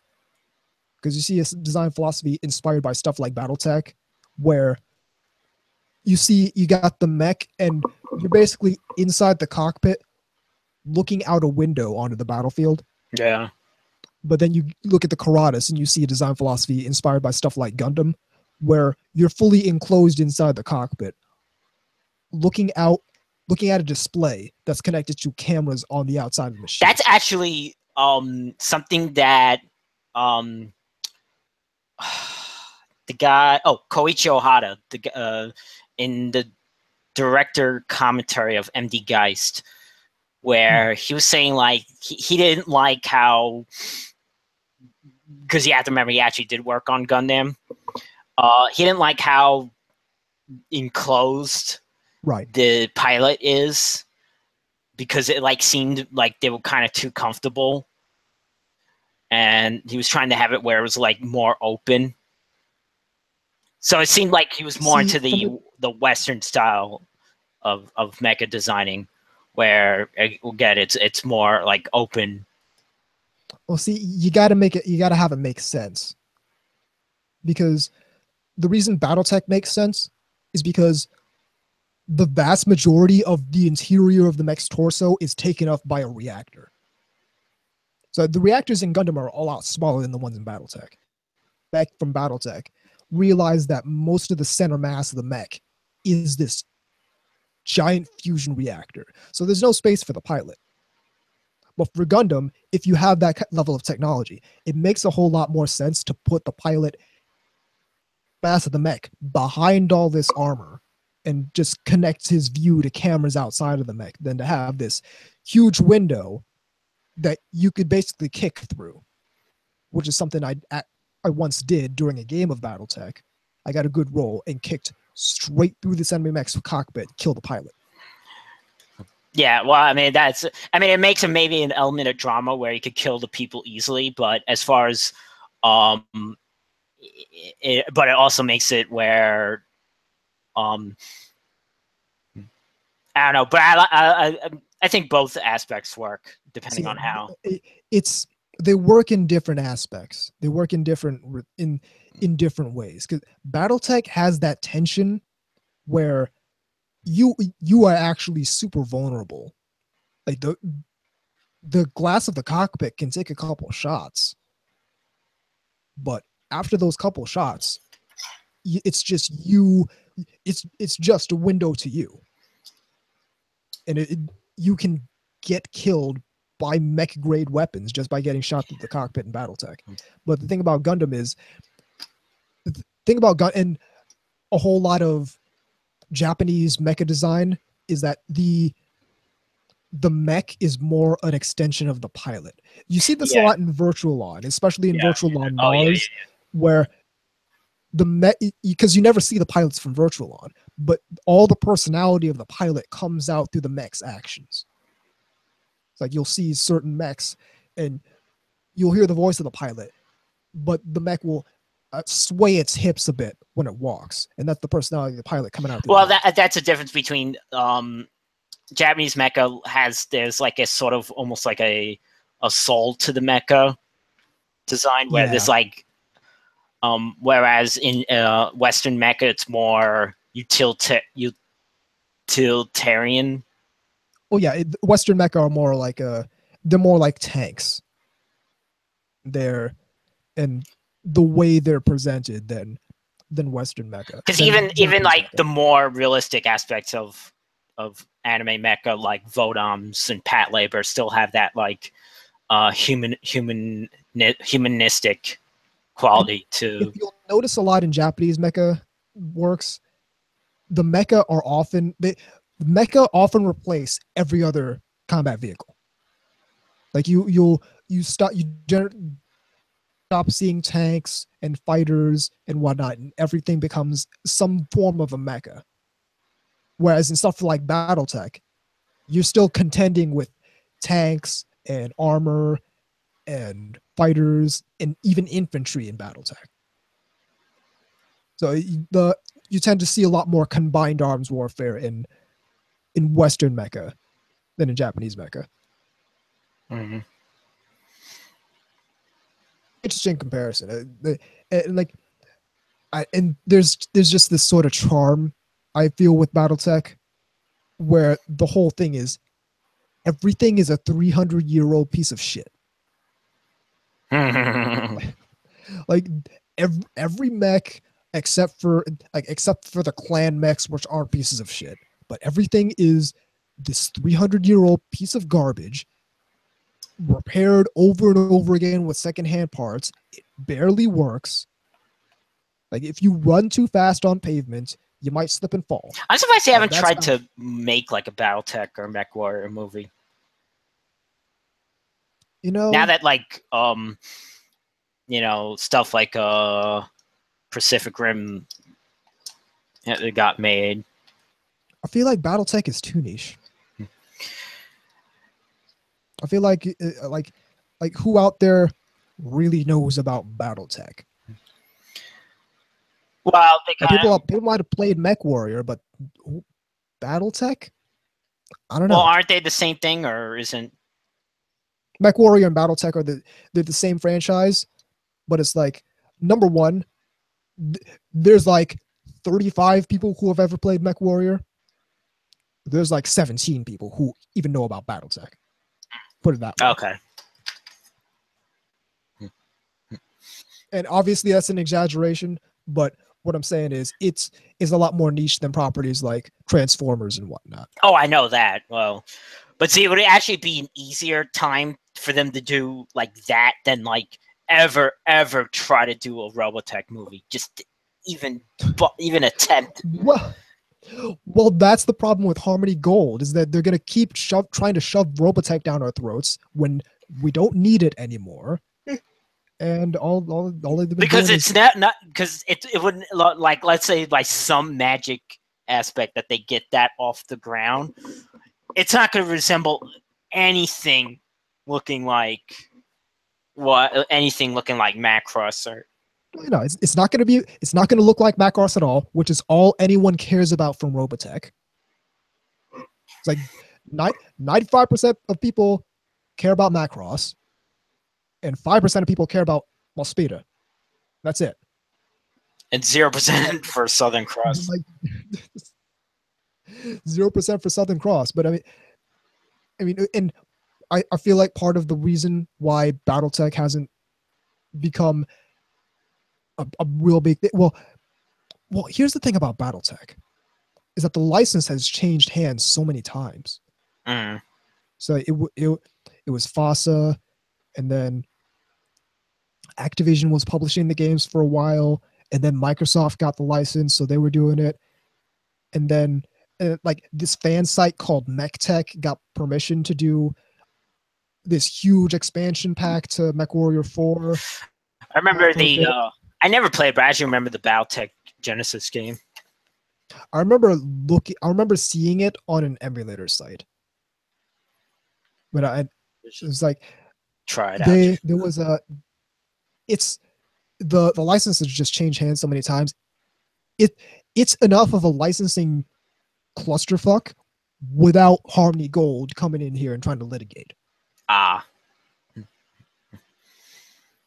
So basically, nobody knows who owns it. Just like, well, people know who we know who owns it. Piranha Games, I believe, has the video game license at least. But we don't know when it's going to exchange hands next. I mean, Piranha Games has been doing all right, but I don't know. Interesting.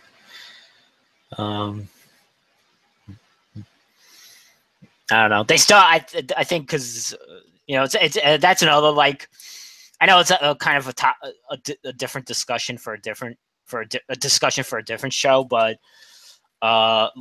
these like live action attempts of these things, like at this point, I think Voltron would be easier to do than. Please don't give them any ideas. I think they said they wanted to, because Voltron's becoming popular again with the Netflix thing, with the new Netflix series. Yeah, I don't know, man. But Hollywood's just creatively bankrupt at this point. They're just going through and say, "Hey, what property can we make a half-ass Hollywood movie out of?" Oh, I know. Well, they're desperate at this point because. they're like ready to implode at this point because they don't know what especially about what certain celebrities what have been coming out said. Yeah. So we have that aspect. But a lot of these movies aren't just doing that good, despite because they're not that good. No, they're not. They're not. And stop with the fucking was it Cineverse thing? It's the most obnoxious thing that they could do right now for these movies. Make one movie and make it at your absolute best. And if it gets popular, then you make another one. Stop trying to make a movie that's an advertisement for another movie. Yeah, it's so. I just find it like.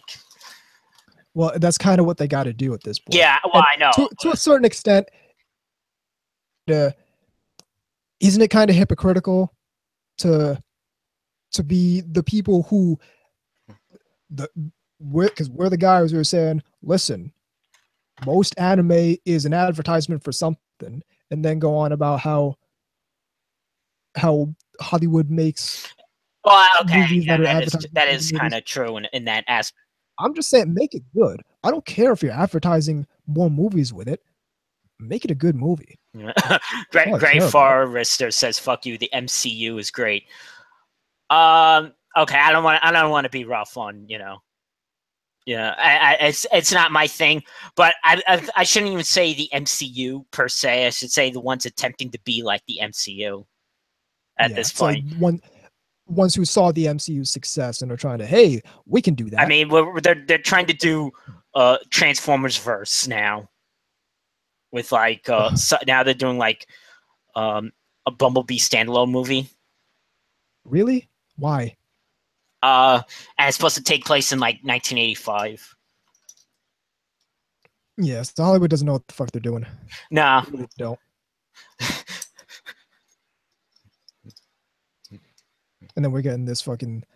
They want to make a live action Your Name. Yeah. It's like I haven't seen Your Name, but I know it's like super huge. It's really good. I highly recommend it. Like Makoto Shinkai.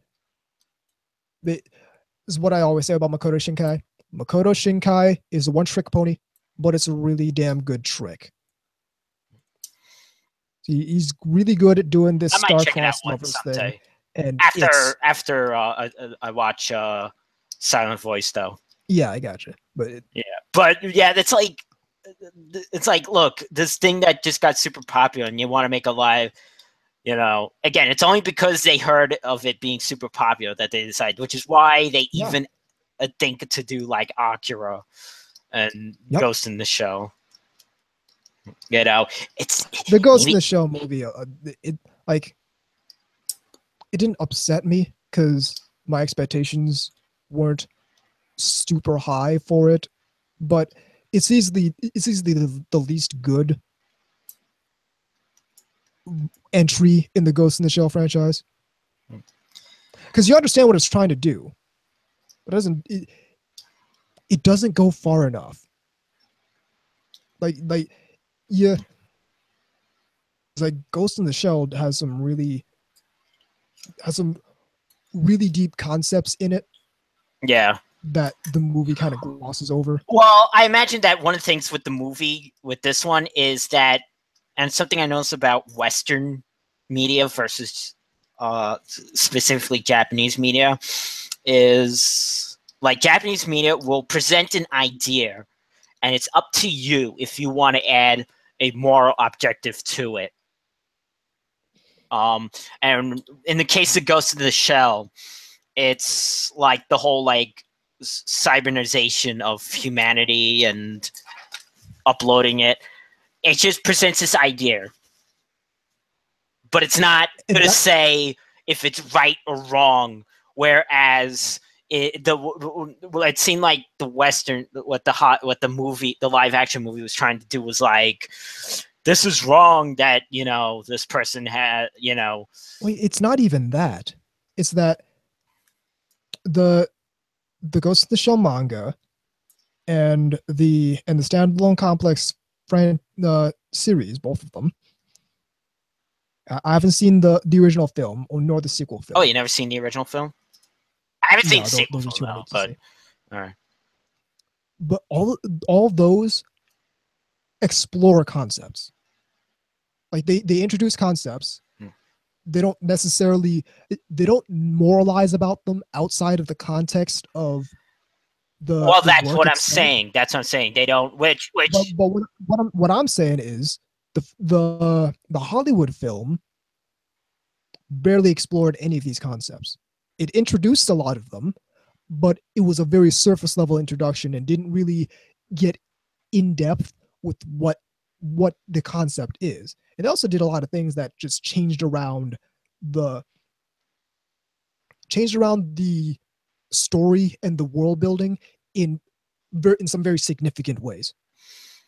Well, yeah, of course they were gonna have to like simplify the story because the cost they were gonna have to like dumb it down to but as far as like these adaptations of things, the thing that actually impressed me this year was the Power Rangers movie. Again, because my expectations was like low for that, just like most things, but it actually was much better than what I was expecting, and I wasn't expecting much at all. I actually liked it. I'm so jaded with Hollywood movies and Hollywood I know, remakes of stuff. Me too. I normally don't go, but you know, it was kind of important for me to see that personally. I wasn't again because I'm not even bothering to go see the Transformer movies anymore. I am done with those. So, yeah, and it's actually better than any of those Michael Bay movies. I mean, maybe I'll see it when it's on TV and I could rewatch. Right. My opinion changes, but when I just saw it there, I was like, "Oh, this is actually fairly decent." Or unwatchable, and I wasn't cringing, which is the most important thing. That's all I ask anymore. Please don't make me cringe. Which is like everything that comes out now is just makes me cringe with the trying so hard to pander to that PG-13 audience. Yeah, and, I don't know. I was never a big movie person to begin with, but it's not even that they're bad movies. It comes off as low effort, especially when you're adapting something like Ghost in the Shell, which is created to explore a lot of concepts that are going to start affecting humanity. Here's my thing about, like, they obviously see the popularity of anime. Why don't they? But they think it's the properties is the reason. And there's that aspect, but maybe they should just try to do animation again, but make it like it's not going to happen. Not while we're still in this paradigm where any work of animation can either be comedic or meant for children or both. But if they gave it a try, that's what they have to do. They're not even willing. The only way I see that happening is, and this is something I've been on for a long time, is if some of these Cowboy Bebop people who keep wondering where all the anime for them is, get up off their asses and start making some shit. Although there is that thing about Netflix making funding like 30 plus anime. I'm super dubious about that, just based on what I saw they did to Tiger and Bunny. Have you heard about that? Yeah. Where they basically just took all the product placement out of it, which means pivotal aspects of the show are just no longer in the show. Well, so far they had that Castlevania thing, and Neo Yokio. which looking at that output, I'm highly dubious. Yeah, it's basically my thing is wait and see, because I have no. It could either be the best thing for the industry or it could be a disastrous. I don't. Well, not disaster, but that was my frame of mind with it until I saw what they did to Tiger and Bunny. Was this like years ago that this happened? I think, if I'm not mistaken, they just put it on their service not too long ago, except they removed all of the product placement. Oh, so they like just digitally removed all that? So, they digitally removed all the Bandai logo that was on my man's chest. That's gone. All Mostly. the So they Pepsi basically product, killed the appeal of the show was the entire basis of the show is dead now, at least on Netflix. And keep in mind, other services still have the product placement. Like you can watch it on Hulu, and it still has the product placement in there. So it's something they did to it and for what purpose? Because what that shows to me is that they obviously don't get what the show's about. They obviously made no effort to understand what that show was trying to do. And so apparently they don't care all that much about what they're putting on their service insofar as anime goes, if they're going to let that pass. Grey Forester and the IRC. I don't think Netflix had a choice. They shouldn't have brought it on then. Well, say why are you going to put a show on your service if you have to cut out the main aspect of the show? Because that's the whole aspect of the show, is that sponsored superheroes. These superheroes they have product placement, and they're trying to promote companies while saving people for this competition. So why would, if you can't include that aspect of it, why have the show on it in the first place? Unless you just don't care.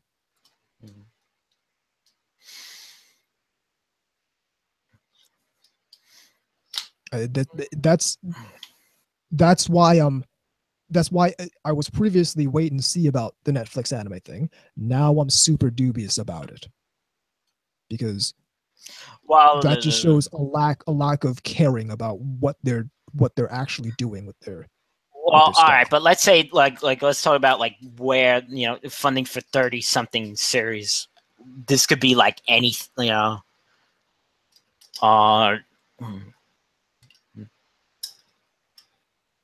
and don't get me wrong, they could fund some amazing stuff, but what am I supposed to think when they put out Tiger and Bunny with all the product placement removed?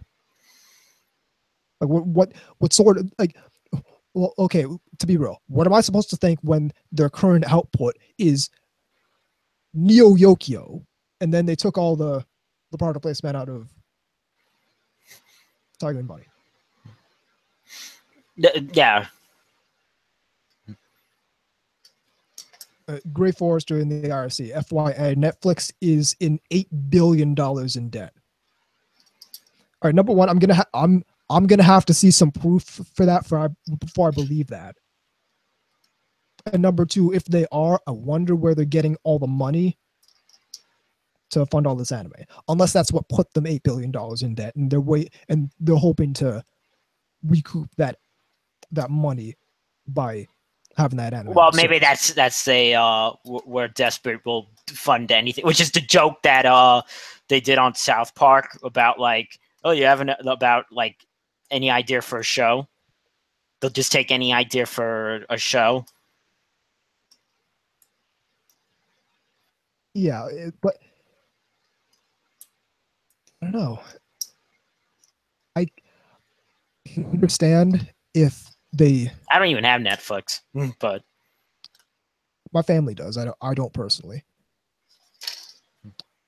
Okay, from thefader.com report, Netflix has $20 billion in debts and liabilities. He expects it will continue to lose money in the immediate future, but investors aren't worried. Lovely.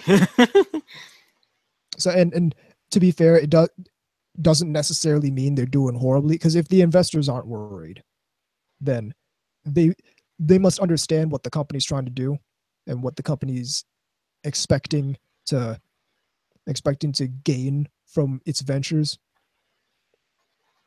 So as soon as the investors start worrying, then start worrying, because those are the people who have money, who have skin in the game, and who, if Netflix loses a significant amount of money permanently, they're the people who stand to lose out.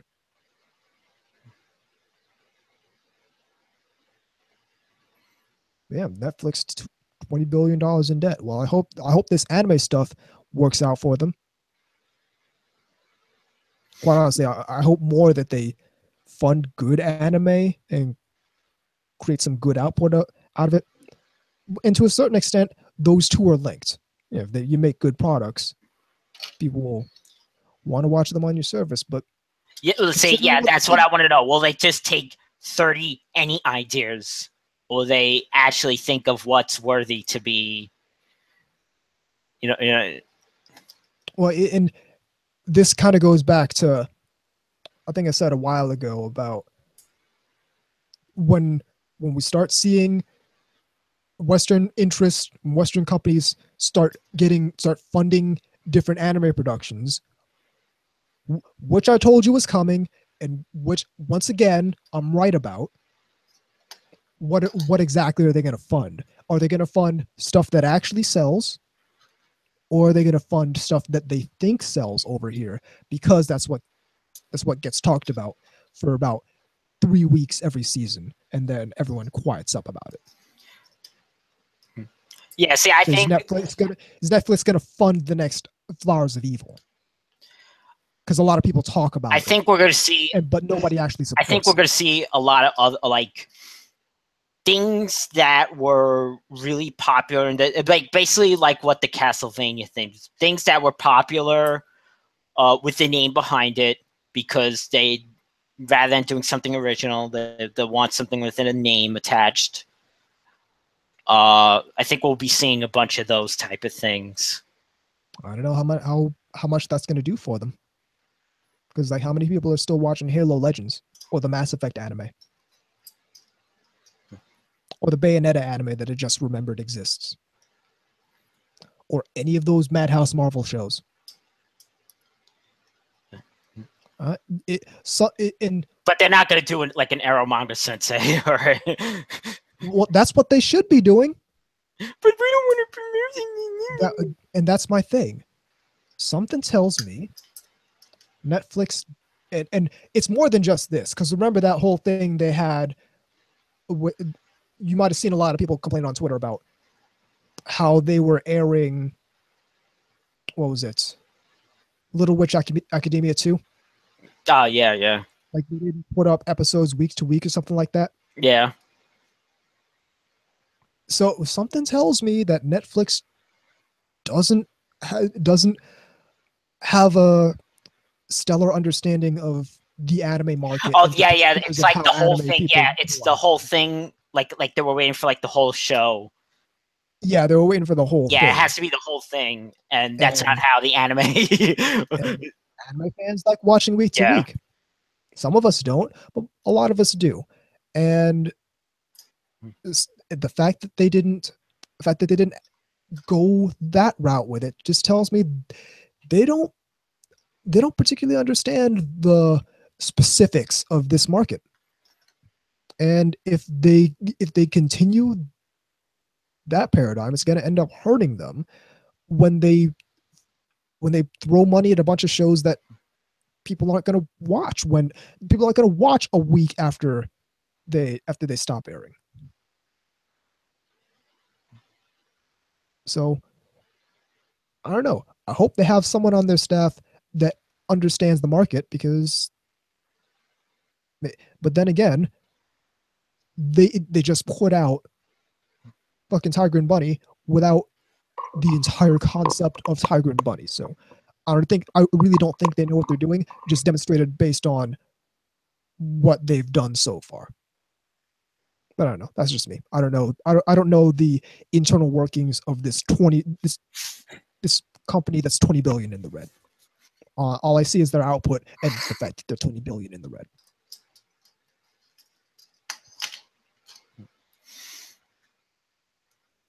Anyway, you ready to wrap it up? Yeah. That is the show. The email address is ntrradio@gmail.com. The website is ntrradio.net. You can check out VZ stuff at vzmk2 moemekagatai.wordpress.com. You can check out my stuff at yashike.moe. And you can check out the anime store I run at shinakiba.moe for all your half-naked anime girl figures. You can check me out on Twitter at TAnubis, VZ out on Twitter at VZMK2, the show out on Twitter at NTR_radio. Check out Otaku Midnight because they're really good. Check out the Bakigajin show because they're also really good. I neglected to give the Geeky Panda a shout out last show because he wasn't there like he was supposed to be. So check out the Geeky Panda on YouTube because he's also really good. I'm Tom Enforcer Nubis. And I'm VZ Mark II. Even though Netflix is another 20 billion every time we say it, this is NTR Radio.